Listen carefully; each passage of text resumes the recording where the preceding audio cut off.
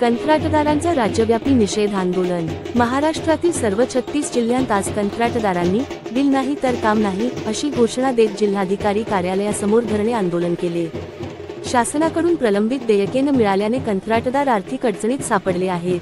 हिंगोलीतही कंत्राटदारांनी शिवाजी महाराजांना अभिवादन करून मोर्चा काढला व tractor, tipper, road roller, mixer अशी कामाची साधने आणून निषेध व्यक्त केला। त्यांनी शासनाला तातडीने देयके देण्याची मागणी केली असून तोडगा न निघाल्यास पुढील काळात आणखी तीव्र आंदोलनाचा इशारा दिला आहे।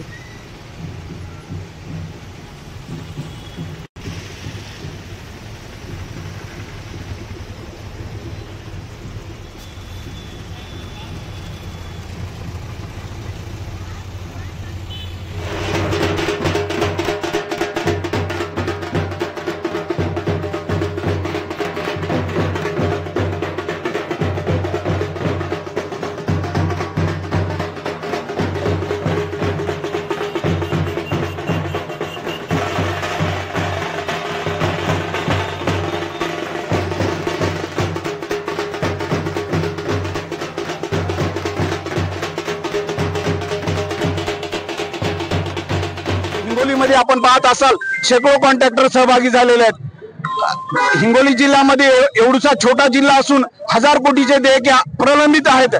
मागच्या 1 वर्षापासून देयके येत नाहीत। आला तरी निधी 2%, 5%, 8% एवढाच येते।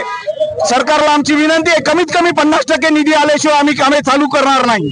आता जवळजवळ 2 ते 3 वर्षापासून पूर्ण बजेट कधीच आलेलं नाही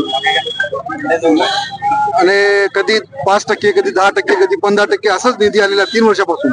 आजच्या घडीला हिंगोली जिल्ह्याचे सर्व विभागाचे मिळून जवळजवळ 1000 कोटी अंदाजे थकीत आहेत आणि शासन म्हणते आमच्याकडे पैसे नाही। आणि एकीकडे शासन लाडक्या बहिणीला प्रत्येक महिन्याला पैसे देते, इकडं शक्तीपीठ महामार्गाला हजारो करोडो रुपयाचं त्यांच्याकडे बजेट आहे आणि आमचं काम केलेले पैसे त्यांच्याकडे द्यायला पैसे नाही। म्हणजे जाणून बुजून आम्हाला त्रास द्यायचा का हा प्रश्न उद्भवत होतो आम्हाला।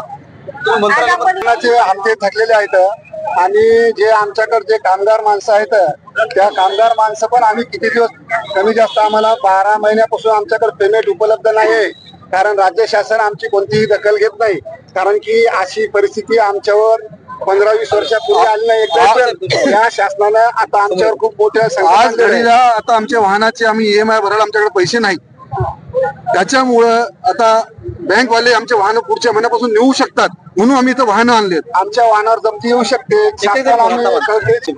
आमची मुख्य मागणी म्हणजे आमचे जे देयक थकबाकी आहे ते ताबडतोब देऊन आम्हाला जे उपवासाची वेळ आलेली आहे ती उपवासाची वेळ आमची संपवा। आमचंच एक कॉन्ट्रॅक्टर बंधू हर्षद पाटले यांनी आत्महत्या केली। शासनाने का आता आमचे PWDचे कॉन्ट्रॅक्टरने आत्महत्या करावी असे त्यांचं म्हणजे ते वाट बघत आहे काय असं आमच्यावर इतकी नाजूक परिस्थिती झाली आहे की आम्हाला बाहेर फिरण्याचं सुद्धा आम्हाला जमत, कारण आमच्याकडे जे लोकांचे देणे आहे ते देणे आमचे बाकी आहे। बँकेचं व्याज बाकी आहे, बँकेमध्ये आमचं सिबिल खराब होत आहे म्हणून आमच्याकडे मागच्या 8 महिन्यापासून जे बिल शासनाकडे थकीत राहिलेले आहे ते शासनाने त्वरित देऊन आमच्यावर जी उपासमारची वेळ आली ती पूर्ण करावी अशी मी विनंती करतो।